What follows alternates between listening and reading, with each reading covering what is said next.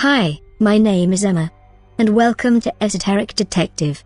Stay tuned as we bring you 11 truly creepy historical photos that will prove to you that the past was stranger than you can ever imagine. Are you ready? Well, dim the lights and get your creep on, because here we go. Number 11. This is an early picture of someone dressed up as Santa Claus on what looks like a set background for a photography shoot. Which begs the question, why would someone dress someone up to look like a strange demented version of Santa? You can see by the eyes of the person playing Santa in this photo that something is very wrong with the person. You certainly would not like to meet this Santa falling down your chimney in the early hours of Christmas morning. Number 10. In this photo we see a couple of Disney engineers trying to repair an animatronics robot from one of the Disney World rides. Looking at it you can see how the rubber is removed from the back to see the inside of the robot. It must be a very creepy job being a Disney engineer, especially on the darker rides. Number 9. This is a photograph from the 1940s of a homemade Halloween costume. If you ask me, I think they have done a great job. They might have not spent a lot of money on their costume, but they sure made something really creepy.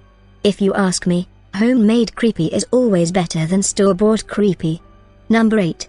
This is a photograph of Max Schreck sitting in between takes. It is from the set of the silent movie Nosferatu: A Symphony of Horror. It was taken in 1922. And now we know why Nosferatu is considered one of the greatest horror movies of the early 20th century. Since, if you can summon such a true eerie sense of scary between takes, you no doubt have something truly magical for when the film camera is actually running. Number 7. This is a very creepy family portrait taken in the 19th century. I do not really know what to say, other than the fact that it was probably the inspiration for the hit TV show, The Munsters. The forehead of the man is also proof that Frankenstein's monster is real and alive today. Number 6. This might look like a strange grotesque act has just happened.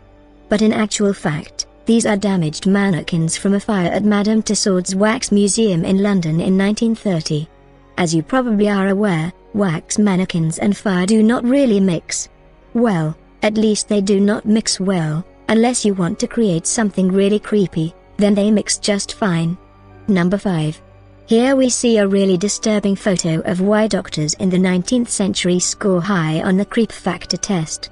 Since here a doctor by the name of Duc Endebloin is electrocuting a man's face in order to study how the facial muscles react. Number 4. When you are sick it is nice to get visitors. Except maybe, if those visitors are creepy clowns that look like they have escaped from a mental hospital. I have never liked clowns. And if I was sick, I know that I could not like to see any clowns visit me.